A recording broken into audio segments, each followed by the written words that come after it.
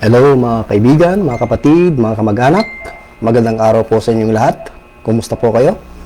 Good morning, good afternoon, at good evening po sa lahat ng mga nasa Asia dito sa Pilipinas. Okay, nasa mabuti po kayong kalagayan, higit sa lahat spiritually as well as physically. Sapagkat ang ating buhay spiritual, yan po yung pinakamahalagang bagay sa buhay na ito upang may paghahanda po tayo for eternity bilang mga tagalangit at mga anak ng Diyos.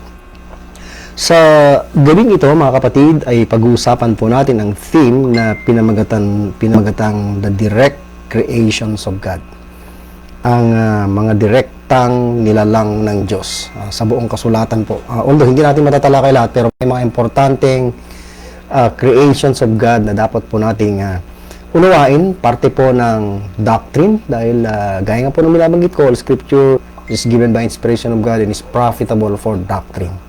Okay, so importante, number 1, doctrine, for reproof, for correction, for instruction in righteousness, that the man of God may be perfect, fully furnished unto all good works. Nais ko pong basahin sa inyo mga kapatid ang pinakaunang verse sa kasulatan at malamang ay memorize na po ng karamihan itong verse na ito kung hindi man lahat. In the beginning, God created the heaven and the earth. Kailangan kami po ay nagpapasalamat sa pagkakataon na muli kami po ay makatutungay sa iyong salita. Nawa ay maluwalhati ka sa aming gagawing pag-aaral, hindi po ang aming mga sarili, kundi ikaw na aming pinaglilingkuran na aming Diyos at Panginoon. Mamagnify din po ang iyong salita, mapatibay po kami upang ang kalulatian, walang hanggang pasasalamat ay sa inyo lamang, sa pangalan po ng Panginoon Kristo namin tagapagligtas. Amen. Magbibigay po ako saglit ng definition o kahulugan ng salitang create dahil ito pong salitang create o create ay ginamit po dito sa Genesis 1 maging sa Genesis 2 kalinsabay po ng salitang made or make. Ayan. So bagamat sila ay synonymous o magkasing kahulugan mga kapatid, I believe na meron din po silang technical difference o may pagkakaiba. Okay? At ang pag-aaral kasi ng kasulatan para makita natin yung differences ay kailangang saliksikin mo lahat yung mga verses. At may mga pagkakataon nga na we will say they are used, yung dalawang salitang to, create or create at saka make or made ay used interchangeably. So, isa yon sa mga titingnan natin. At bagamat hindi ko ididetalyeng lahat yung pagkakaiba, I will be having a time in the future, hopefully mga kapatid, na i-discuss po natin itong Genesis chapter 1 verse 1 dahil isa ito sa mga controversial verses sa Word of God, no? Tungkol po sa Genesis 1:1 at saka verse 2. So may mga naniniwala na wala pong pagkakaiba o wala pong nangyaring gap between 1 and 2. Meron din naman pong naniniwala na may nangyaring gap o meron pong at least difference dun sa original earth at saka heaven sa verse 1 at dun sa verse 2. Pero hindi po yan ang topic natin ngayon mga kapatid. Po? Hopefully sa mga susunod.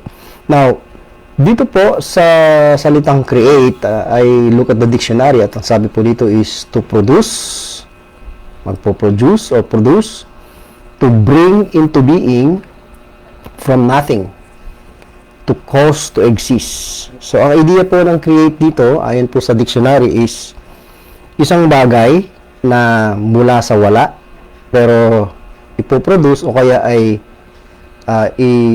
ilalagay sa existence. Okay? Yung word na create is from nothing, out of nothing. Kumbaga, yun ang punto niya, mga kapatid. Okay?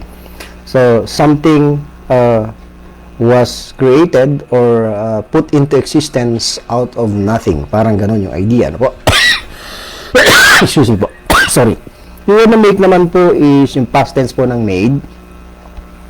To bring into being by forming. So, meron pong slight difference. Ano po? To bring into being by forming, shaping, or altering material. So, may idea na isang bagay na pinorma o shape. Ano po?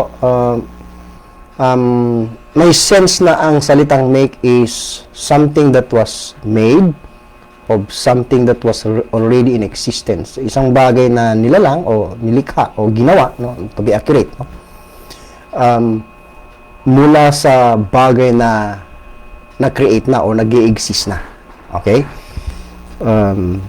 Medyo mahirap talaga mga kapatid ang pag-aaral ng kasulatan, pero yan po yung definition at hopefully sa mga susunod na pagtalakay ay mabibigyan pa po natin ng more clarity ang bagay nito sa pamamagitan ng pagpapakita ng maraming mga verses. Okay, so unang-una po na binanggit ng kasulatan na created by God o nilalang ng Diyos ay ang heaven and earth. Okay, malinaw po yan sa mga talata.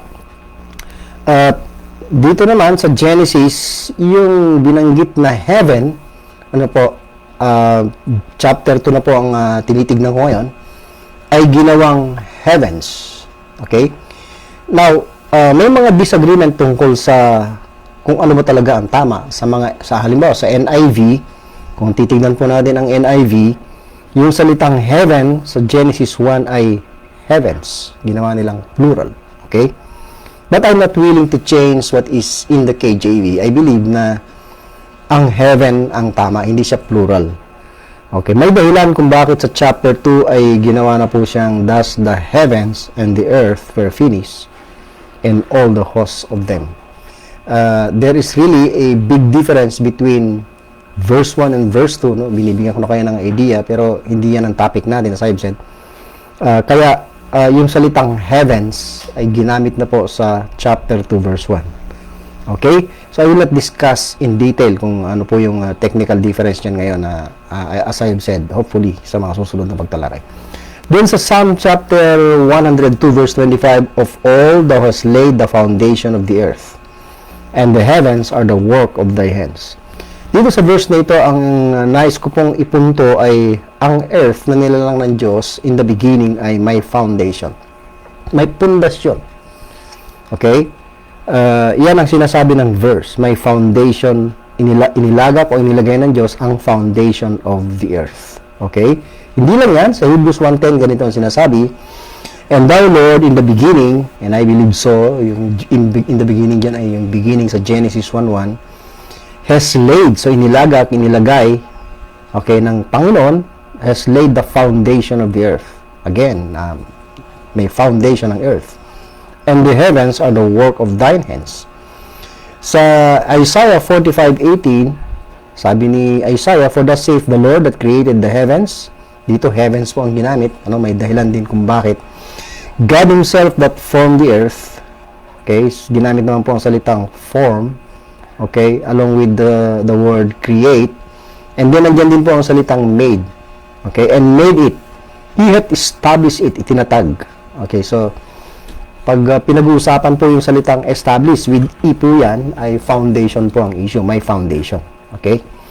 He created it not in vain. He formed it to be inhabited. Okay? So, yun ang purpose ng Diyos kung bakit niya nilalang ang langit, ang mga langit at ang lupa. So, malinaw sa verse na ito na He formed it to be inhabited. Sabi niya, I am the Lord and there is none else.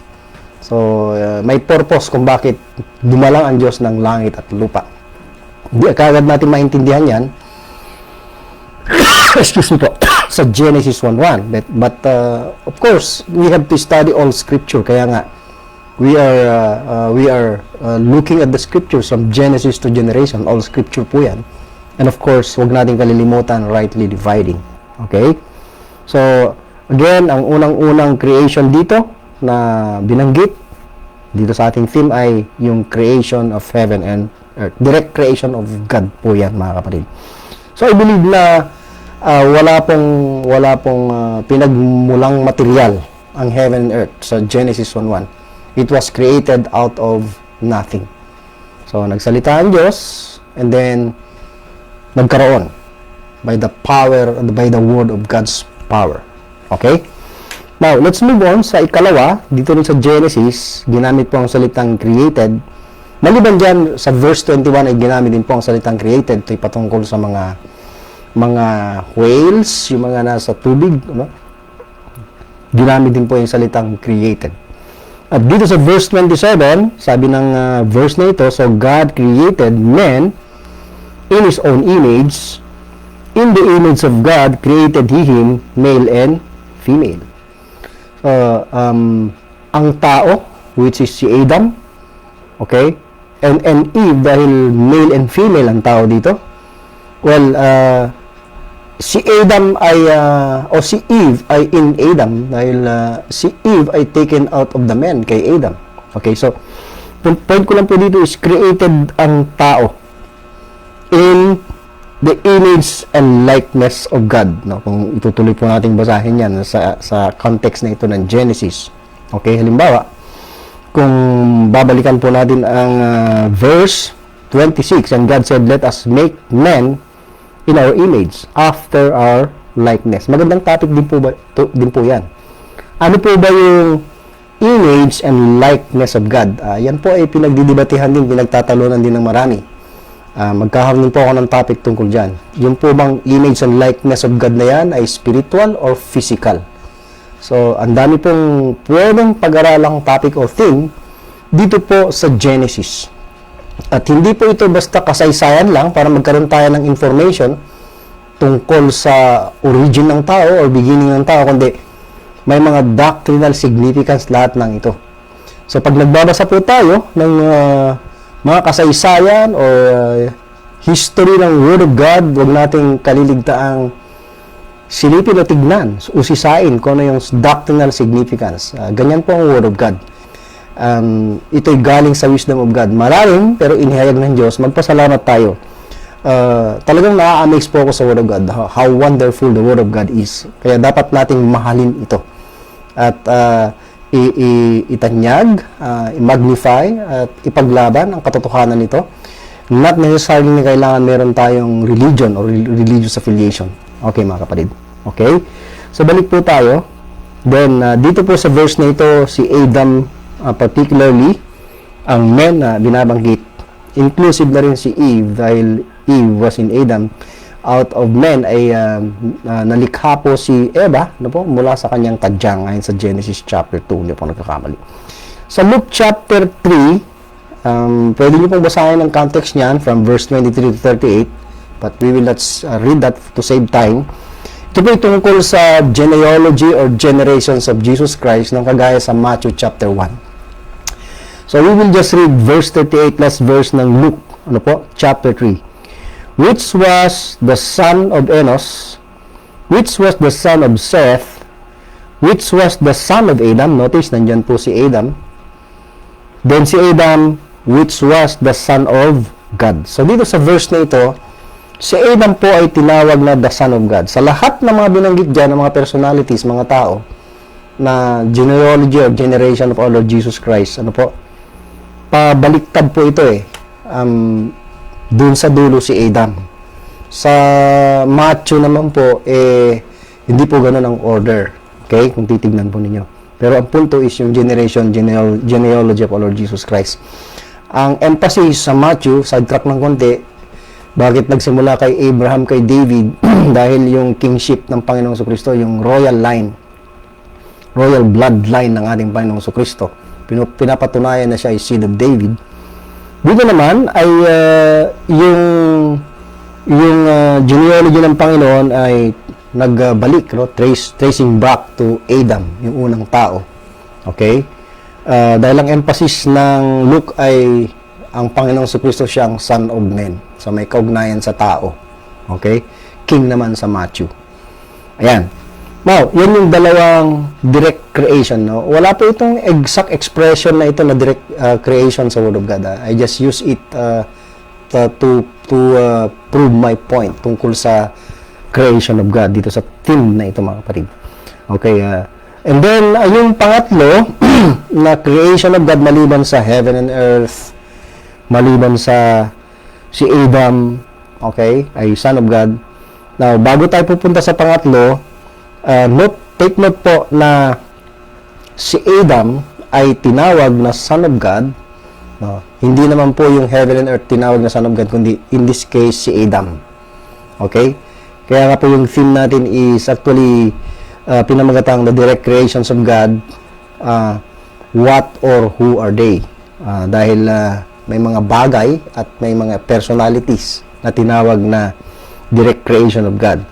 I mean, as I explain it, no, sila yung mga direct creation at sila yung direct creation gaya ni Adam na tinawag na Son of God. So, bakit tinawag po na Son of God si Adam? Dahil direkta siyang nilalang ng Diyos. We will say, kung sabihin po natin galing po siya sa dust, hindi po yun out of nothing, out of something that already exists.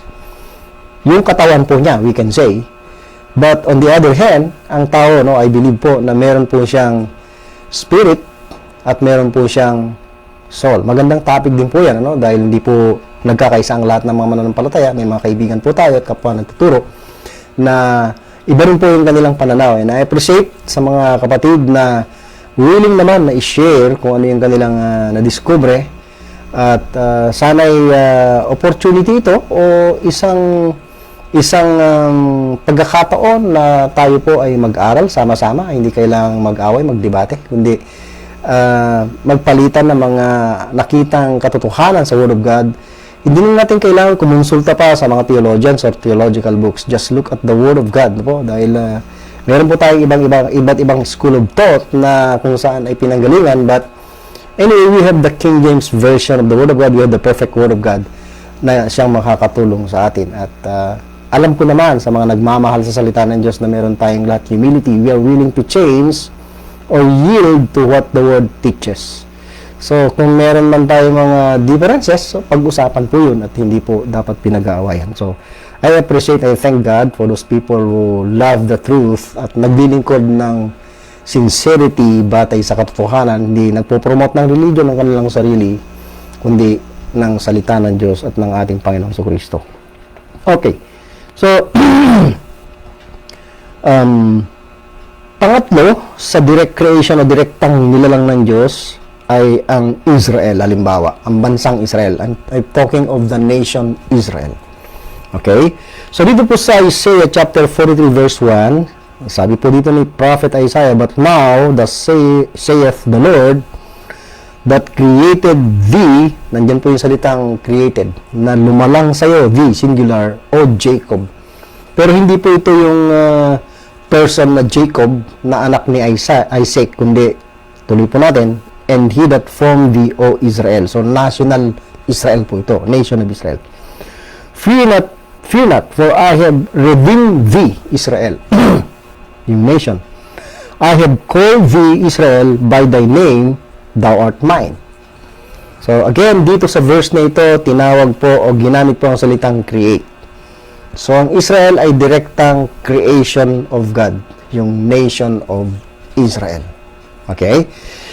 At sa ibang verse naman po, sa Isaiah rin, Isaiah 54 verse 5, "For thy maker is thine husband." So, dito, ang salitang maker ay ginawa.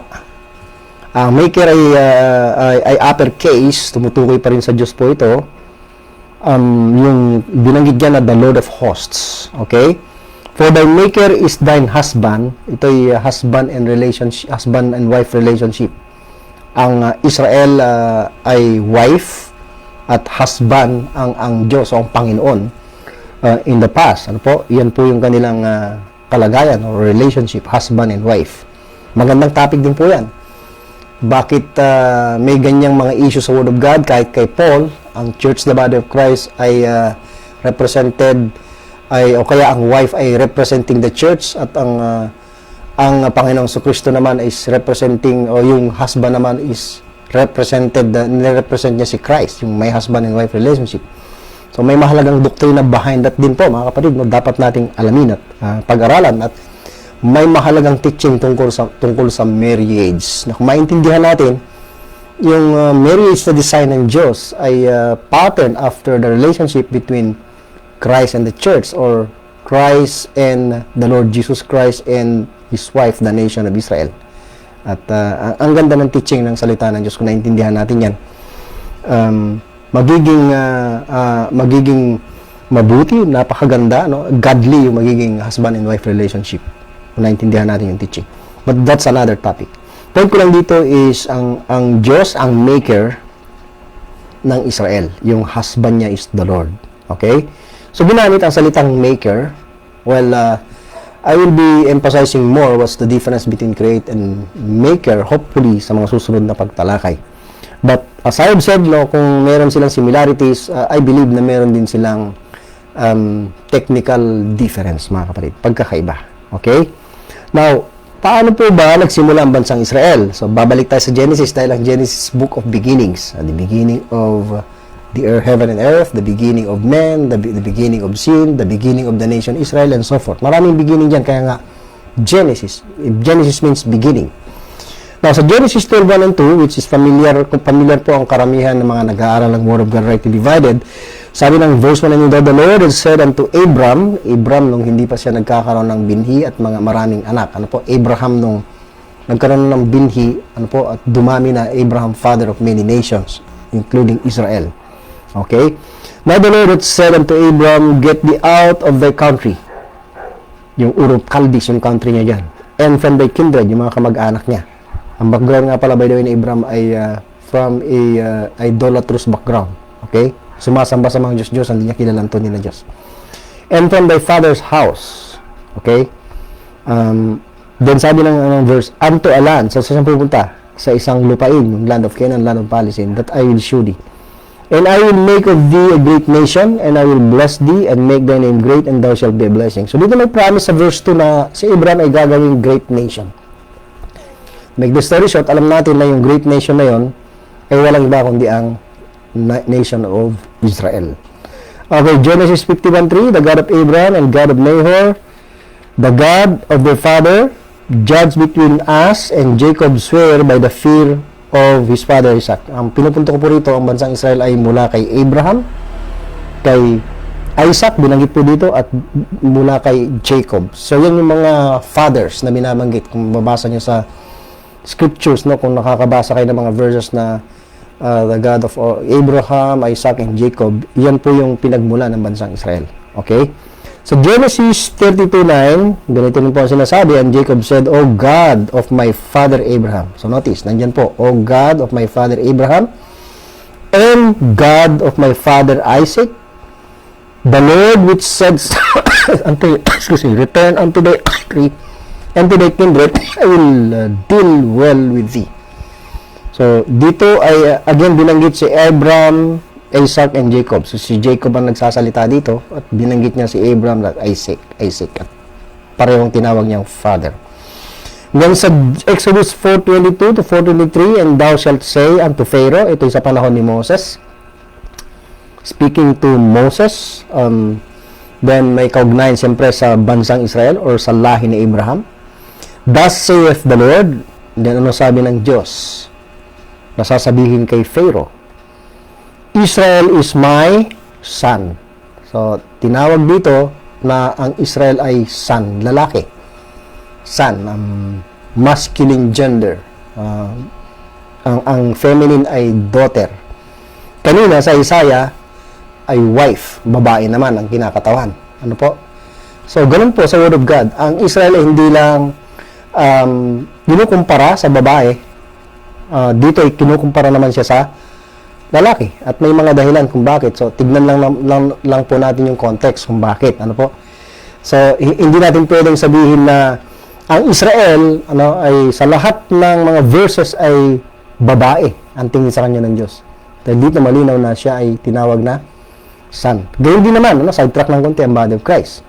Sa ilang mga verses, human, lalaki, pero meron din mga verses na kung saan, kagaya ng sa Ephesians 5, sa husband and wife relationship, kumakatawan din sa babae, sa wife. So, hindi tayo pwedeng mag-fix, sabihin ang body of Christ ay lalaki lang. Gayun din ang Israel, hindi natin pwedeng sabihin babae lang. Dahil malinaw, may mga verses na nagpapatunay na sila ay both ginamitan ng feminine at female gender, we will say. Okay? So, ang gagawin lang natin, pag-aaralan lang ang mga verses, tignan ang context kung bakit may dahilan. Kasi minsan ay nabibigyan natin ng pansin yung isang verse, yung isang punto, pero yung iba left out dahil meron tayong doctrine na gustong itayo. Pero hindi naman po lumalabas ang katotohanan. Kaya ingat lang po mga kaibigan, mga kapatid, mga kamag-anak. Okay, another verse. Dito sa Exodus 4, dito bago tayo lumipat po sa ibang verse. Tinawag dito ang Israel na my son, even my firstborn. Technically, si Jacob na pinangalan ng Israel, hindi naman po siya firstborn. Okay, so may something na teaching ng scripture tungkol sa salitang firstborn. Dahil ang panganay naman actually may nauna no kay Israel o kay Jacob. Sino po ba yung kakambal ni Jacob? May twin brother siya at yun ang unang lumabas, mga kapatid, ano po? Pero tinawag sa dito na my firstborn. Pero nation of Israel na po ang issue dito. I say unto thee, let my son go, kay Pharaoh, that he may serve me. And if thou refuse to let him go, behold, I will slay thy son, even thy firstborn. So dito again sa verse 23 ay tinawag ang Israel na my son. So again, may difference, may doctrinal significance, I should say, mga kapatid, sorry. Hosea 11:1, when Israel was a child, then have I loved him. Dito, lalaki uli ang Israel. Okay? And called my son out of Egypt. So, tinawag na siyang son out of Egypt. Yan yung deliverance nila from Egypt, from the bondage doon sa Egypt, sa pamumuno ng Pharaoh, ng Egypt. Excuse me po. So, ang point ko lang po dito, ang Israel ay direct creation of God at tinawag din po siyang son. Son ng Diyos. Son ng Panginoon. Okay? So, we could say na as a direct creation of God, tinawag na son of God.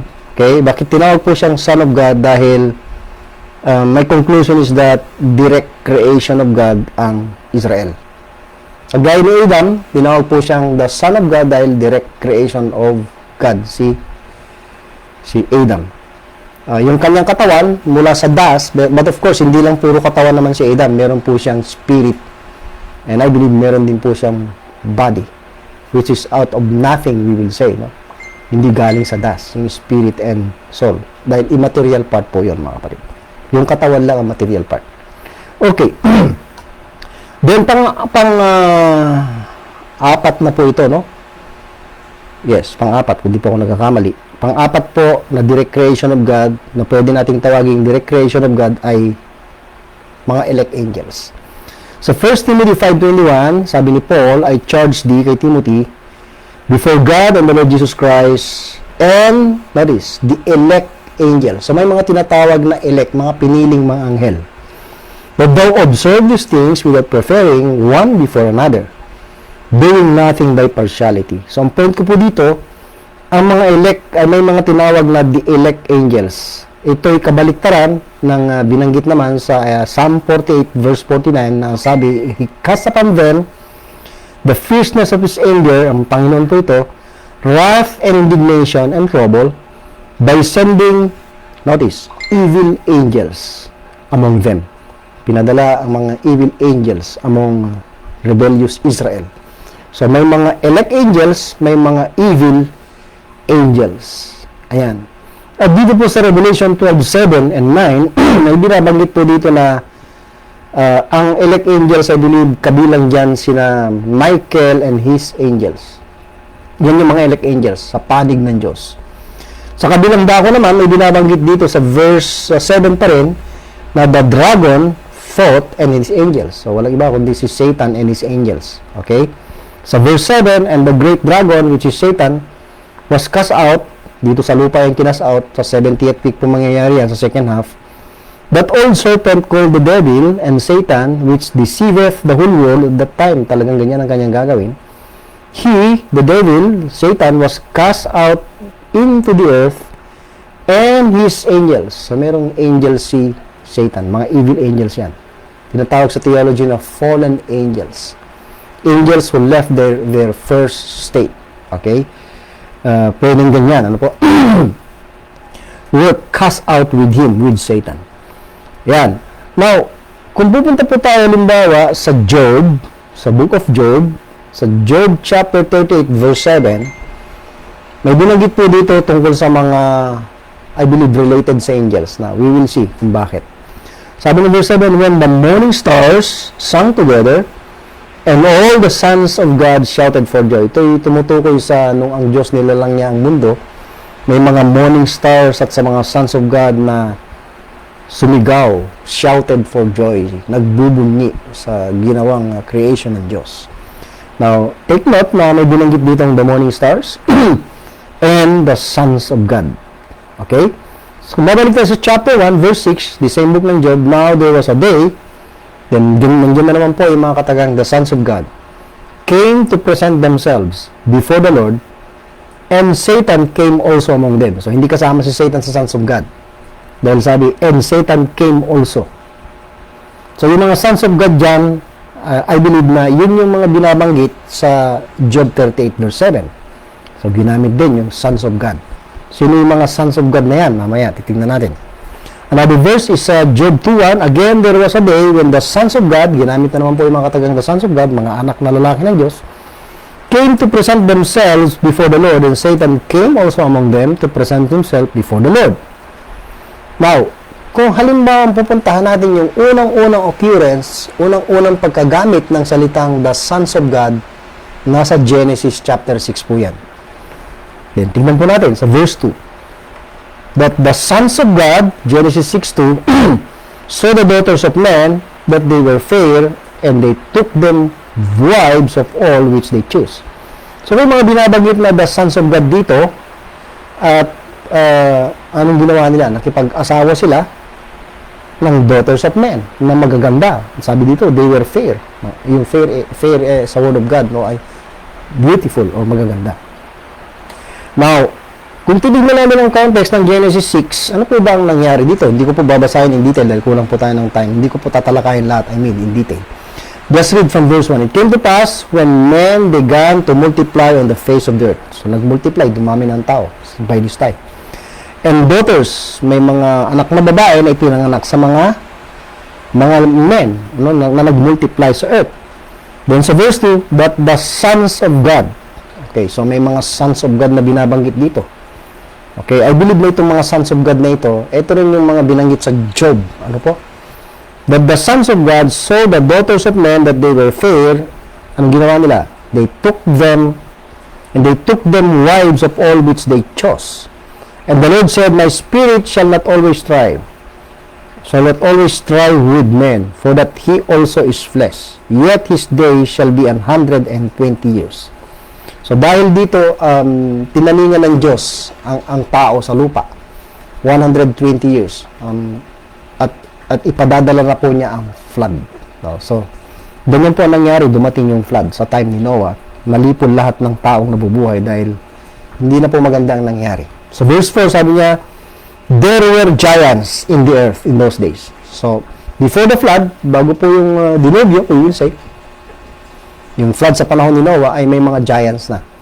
And I believe, ang dahilan kung bakit may giants, dahil yung mga sons of God, na kung saan ay mga angels, mga evil angels na, nahulog, sila ay nasa dating mabuting kalagayan, pero they left their first state, sabi nga, marami yan, sa Jude, meron yan, sa 1 Peter, 2 Peter, no? May mga angels po na iniwan yung dating kalagayan, iniwan nila yung kanilang habitation, no? At yun nga, pumarito sa lupa. May kakayahan silang magkaroon ng laman na kagaya ng tao. Pero hindi sila originally nilalang na ganon, na may laman na kagaya ng tao. Mga espiritu ang angels ayon sa Hebrews 1:14. Pero meron silang kapasidad na magsalaman at makipag-asawa sa tao. Kaya ang mga angels ay mga lalaki, mga kapatid, no? Nagresulta sa mga higante. Okay? So, ibig sabihin, nag-mix na yung masamang lahi, mga evil angels na, dito sa anak ng tao na makasalanan din. At nagresulta sa higante. So, mixed breed na po yan, mga kapatid. Hindi purong tao yung mga higante. So, may lahi na po sila ng mga evil angels. Okay? At ang sabi nga ng verse 4, when the sons of God came into the daughters of men, and they bear children. So, nagkaroon ng mga anak. The same became mighty. So, mga malalakas, makapangyarihan dahil mga higante, which were of old and men of renown. And God saw that the wickedness of men Nakita ng Diyos na ang kasamaan ng tao ay sobra na, lubha na, great in the earth. And that every imagination of the thoughts of his heart was only evil continually. Now, kung babalikan natin ang verse 4, sabi niya, bigyan din ko lang po itong verse 4.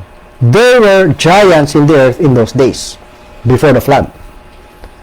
Then sabi din ng verse, and also after that. So, pagkatapos nun, so even after the flood, nagkaroon pa rin ng giants. So, nagpatuloy yung mixed marriage ng mga fallen angels or evil angels sa mga daughters of men even after the flood. Dumami ulit ang tao mula kay Noah, dahil may 8 na natitira at the time, although namatay lahat sa flood, pero dumami ulit, no? Sa Genesis 9, yun ulit ang commission, magpakarami ulit sila and replenish the earth. At again, may mga angels ulit na nagipag-mix marriage sa mga tao. Kaya sa panahon ni David, ang daming giants. Sa land of Canaan, magandang aralin din po yan. Bakit pinalilipol ng Diyos ang lahat ng mga tao dyan, mga inhabitants? May dahilan kung bakit. At sa susunod na pag-aaral natin tungkol sa giants, ay titignan po natin sa Genesis chapter 6, ano po, yung context at mga cross-references, kung bakit parang walang awa na pinalilipol ng Diyos ang lahat.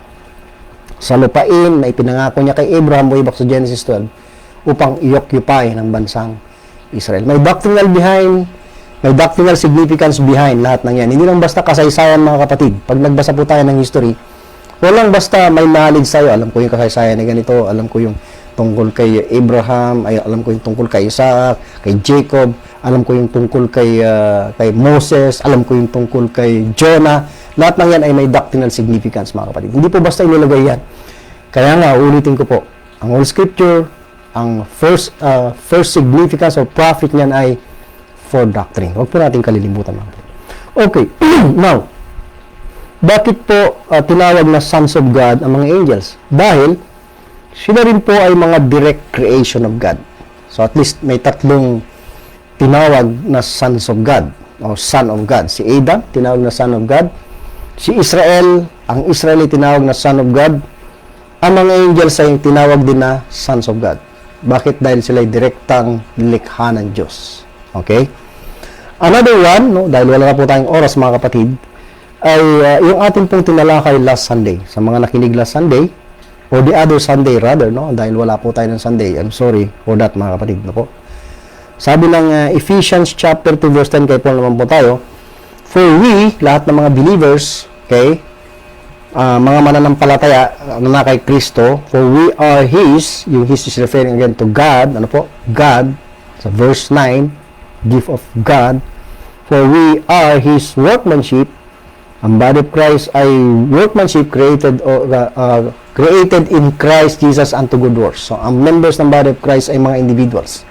Kagaya natin, Jews and Gentiles, largely Gentiles. So, created po ang church, the body of Christ. Dito sa context ng Ephesians, no, ang church ay binanggit sa Ephesians 1:20-23. Ang one body binanggit po sa Ephesians 2, binanggit po sa chapter 4, ye are the body of Christ, verse 12. Sa chapter 5, the church is represented by the wife, savior of the body, the church. So, yung tinutukoy po dyan na we are the church, no? Yung we, no? Created in Christ Jesus unto good works. Created by God in Christ Jesus. Okay? Unto good works. Which God had before ordained that we should walk in them. And then another verse, sa 2 Corinthians 5:17, therefore if any man, and I believe ang any man dito is a group of people, dahil group o corporate group naman ang issue dyan. The world is a corporate group. Then out of this world, may men, may bagong nilalang na binanggit, no? New creature, to be accurate. A new creature. Therefore, if any man be in Christ, is a new creature. All things are passed away, behold, all things are become new. Galatians 6:15, binasa natin last Sunday, for in Christ Jesus, sabi ng 2 Corinthians 5:17, in Christ. Dito naman, in Christ Jesus. Neither circumcision, mga Jews, availeth anything, nor uncircumcision, mga Gentiles, but a new creature. So, ganyan po ang composition ng body of Christ. Hindi po issue ang circumcision at uncircumcision. Pero yung church before the new creature, sa time past, ay issue po ang circumcision. Lahat ng member ng Little Flock ay circumcision. Kaya nga sa Galatians 2, may gospel committed to Peter na tinawag na gospel of the circumcision. Exclusive yan sa mga believing circumcised Jews, believing Israel, na tinawag po na Israel of God dito sa Galatians 6. Pero itong new creature, hindi po sila Israel of God. May distinction po yan, mga kapatid. Okay? New creature, new men. Okay. At itong new men na ito, mga kapatid, ay kalakip dito, yung new men na ito ay, yung new men na church, ay bawat member niyan, meron din siyang bagong pagkatao. May tinawag din na new men. Creature din siya inside of us. Yung new man na yan ay created in righteousness and true holiness. No? Yan po yung dinalaki ko last Sunday. So, we have that new man in us. Okay? Meron tayong old man, which is corrupt, puro kasalanan ang ginagawa. Okay? Pero binigyan tayo ng bagong pagkatao since na tayo ay naging part, member ng body of Christ o ni Kristo mismo, hindi po ng alinmang organization or religious organization. It doesn't matter in the sight of God, yung membership natin sa anumang man-made organization. I believe wala pong verse na magpapatunay na ginagamit ng Diyos ang alinmang organization, ang alinmang religion, o anumang man-made group.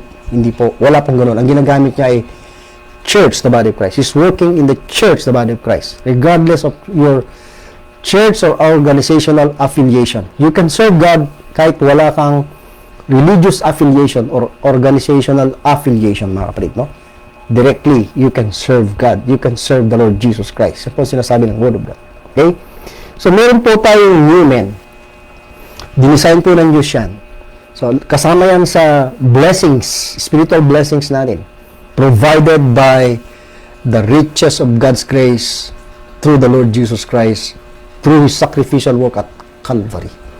So, hindi lang salvation, justification, sanctification, okay, sealing ng Holy Spirit and so forth, no, ang provided by the cross, kundi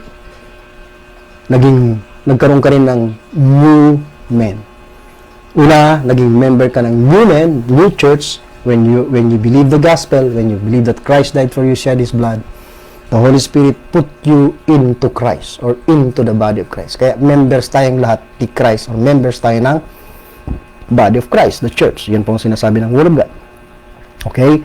At we have to remember na meron tayong new men.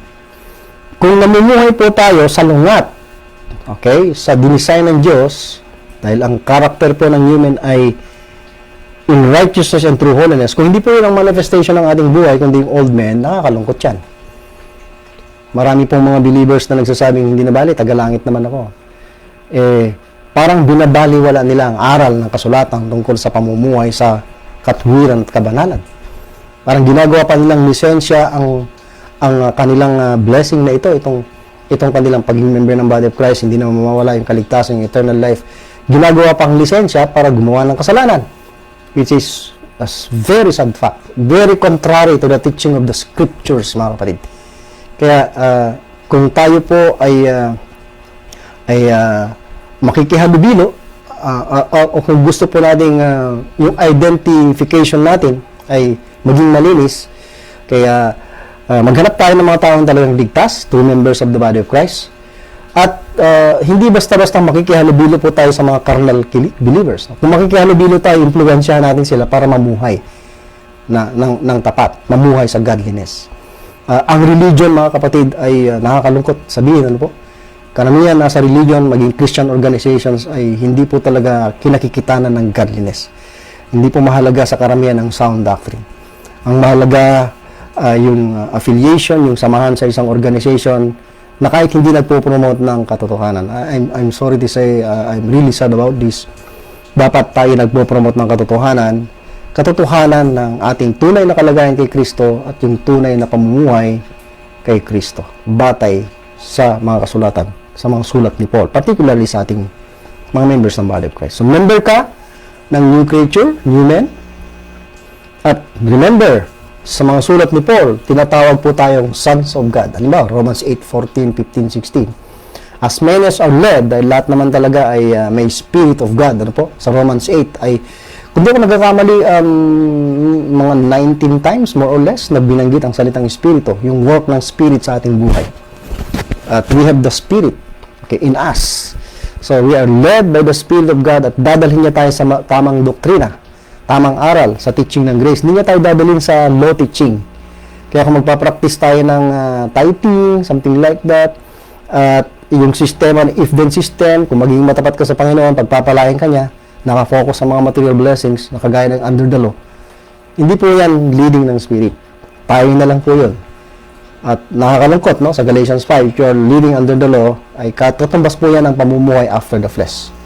So, yung leading ng Spirit ay sa tamang aral, sa grace of God, sa kung anong ginagawa ng Diyos sa dispensation of grace. So, as many as are led by the Spirit of God, anong tawag? Yan po yung kalagayan natin, position natin, lahat ng members ng body of Christ, they are the sons of God. Okay? Mga sons of God. So, bakit tinatawag tayong sons of God? Dahil ang body of Christ ay direct creation of God. Yan. Kagaya ni Adam, direct creation. Kagaya po ng Israel, direct creation of God, no? Siya'y naiiba sa lahat ng mga bansa, no? In the past. Naiibang church. Okay, we will say.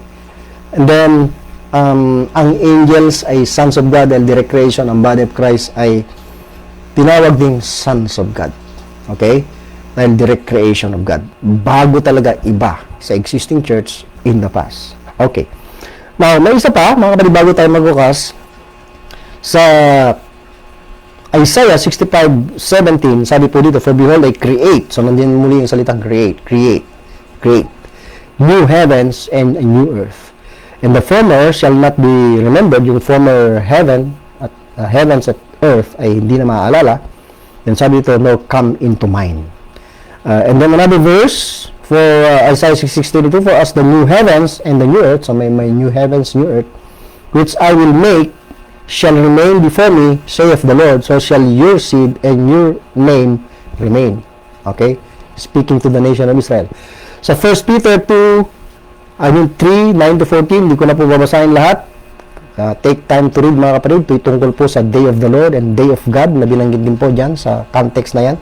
Sa verse 12, yung Day of the Lord ay verse 10. Ito tungkol sa coming ng Panginoon sa Kristo. Sa verse 9, the Lord is not slack concerning His promise, as some men would count slackness, but is long-suffering to usward, not willing that any should perish, but that all should come to repentance.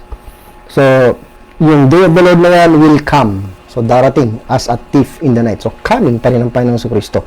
Ang issue dito, tinawag na yung day of His coming sa ilang mga talata. Okay?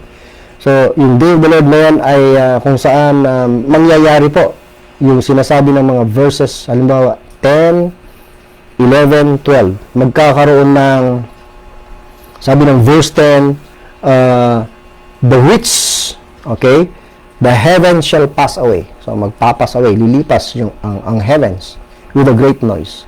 Then yung elements dyan sa heavens magme-melt, matutunaw sa pamamagitan ng matinding init.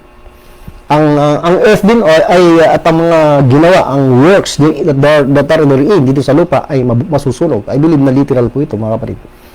Seeing then that all these things shall be dissolved. So, ginamit yung salitang melt, ginamit po yung salitang dissolve, may salitang burn, may salitang fervent heat. Okay. Verse 11, seeing then that all these things shall be dissolved, what manner of person ought ye to be in unholy conversation and godliness?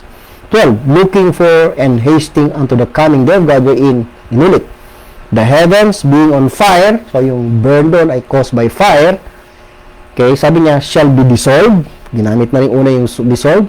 And the elements shall be melt with fervent heat na galing sa fire. Ayan, mga kapatid. Pero, magkakaroon ng new heaven and new earth. At ginamit po yung salitang create dun po sa Isaiah. Kaya magkakaroon ng bago, magkikreate ng bagong langit at bagong lupa ang Panginoon. Okay, at dyan sa verse 13, nevertheless, we, according to His promise, look for new heavens and a new earth, wherein dwelleth righteousness. Sa old heaven and old earth, or old heavens and earth, hindi po nananahan ng righteousness. Hanggang sa kasalukuyan. Kaya wala pa po itong bagong langit at bagong lupa na ito, kagaya ng paniniwala ng marami nating kapatid. hindi po nananahan ng katwiran ngayon. Namamayagpag pa nga ang kasamaan sa kabaliktaran, mga kapatid. Okay? So, Revelation 21, verse 1, ito na po yung katuparan. Nakita ni John sa vision, pero future pa po ito. And also a new heaven and a new earth. So, yung salitang heaven ay singular, kagaya ng sa Genesis 1:1, and a new earth. For the first heaven and the first earth were passed away, and there was no more sea. Okay, so dito, ang heaven and earth ay hindi naman tinawag na, all the direct creations na ginamit ang salitang create, hindi naman sila tinawag na mga sons of God, dahil mga bagay sila. Ang tinatawag lang na son of God, sons of God ay yung mga persona na kagaya ni Adam, kagaya ng Israel, dahil composed of individuals, mga tao. At ang isang ginamitan din ay mga angels, okay? Mga spiritual beings. Pero yung kagaya ng material na bagay na langit at lupa, hindi tinawag na sons of God. Okay? So, yun yung pagkakaiba, mga kapatid. But, itong lahat ng ito ay mga direct creations of God. Take note lang dun sa tinawag na sons. Son at sons. Si Adam, Israel, angels, the body of Christ. Ayan, mga kapatid. So, yan po yung ating paksa, usapin ngayong linggong ito. At bago tayo magwakas, practical point po, mga kapatid, saan po ba tayo kabilang sa mga direct creations na ito? Of course, alam na natin, sa church, the body of Christ. At take note, tayo po tinawag na sons of God. At ang isang son ay nasa kalagayang full-grown, mature son. Bakit? Bakit tayo tinuturing ng Diyos na full-grown? Okay? Dahil yung knowledge na dapat meron sa isang mature ay kompleto na. Nasa Word of God na. Meron na tayong all Scripture. We can be truly furnished unto all good works. Yung ibinigay din na information or knowledge, wisdom and knowledge of God's will sa ating mga members ng body of Christ sa dispensation of grace, pinagkaloob na rin. Huwag na tayo maghanap kung ano yung kalooban, ano yung kaalaman at kalooban ng Diyos. Nandito na po, nakalatag na. Meron nang nakasulat sa pages of the Scriptures, particularly sa ating mga members ng body of Christ, we know certainly, absolutely what the will of God is. Dahil nandito na po sa Word of God. Kailangan mag-aral lang po tayo.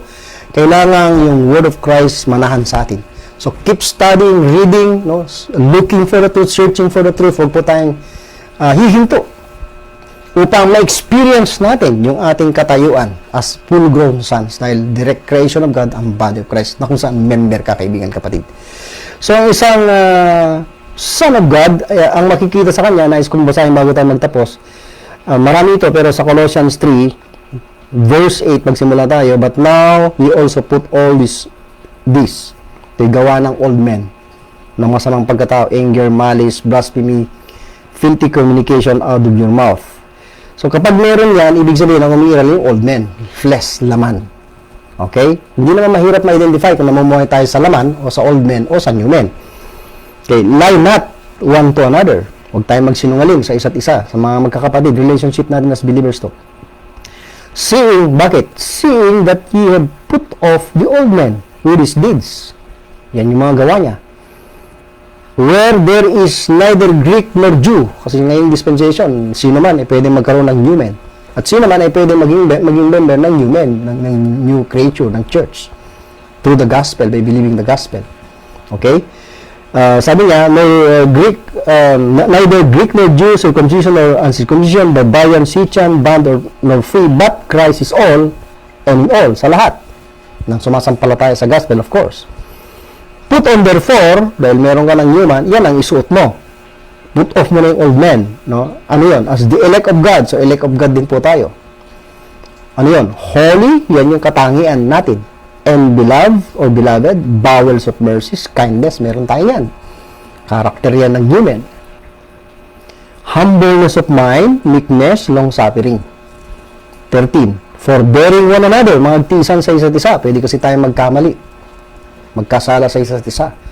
Pero isuot mo yung human, huwag yung old man. Kasi kung may pagkakamaling isa, magagalit ka, no? Makapagsasalita ka ng masama, no? pangit na yung ugali mo, ang sinuot mo nun, old men. Okay? Kaya, madaling maintindihan o makita kung nakasuot ba yung old men o yung new men. Forbearing one another, and then forgiving. Kasi pwedeng magkasala tayo sa isa't isa. If any man have a quarrel, kung may away ang sino man against any, even as Christ forgave you, kagaya ng pinatawad tayo ng Panginoon sa Kristo, ganun din magpatawad tayo. Then above all these things, ano po yan? Put on charity. Charity is godly love in action.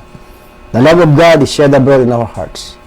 At yung charity, yan yung kung saan yung love of God na yan, ibinuhos sa ating mga puso, may aksyong makikita. Ayan. Put on charity, which is the bond of perfectness. Kung meron yung charity na yan, godly love in action, yung charity gusto maintindihan, read 1 Corinthians 13, walang away, walang alitan, merong bond of perfection, may unity of the Spirit.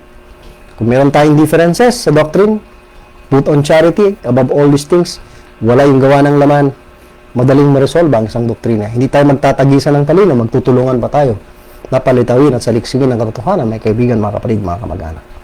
Okay, let the peace of God rule in your hearts. Hindi po tayo magiging palaway, kundi yung peace of God. To the which also you are called in one body. Sa one body na ito, may charity, bond of perfectness, may peace. We are not called to fight each other, to go against each other. Let the word of Christ dwell in you richly. Paano po? Sa paanong paraan po natin na makikipag-relate sa mga kapatid? Kung meron tayong word of Christ na nananahan sa atin richly in all wisdom, teaching and admonishing one another. Hindi po magbabangayan.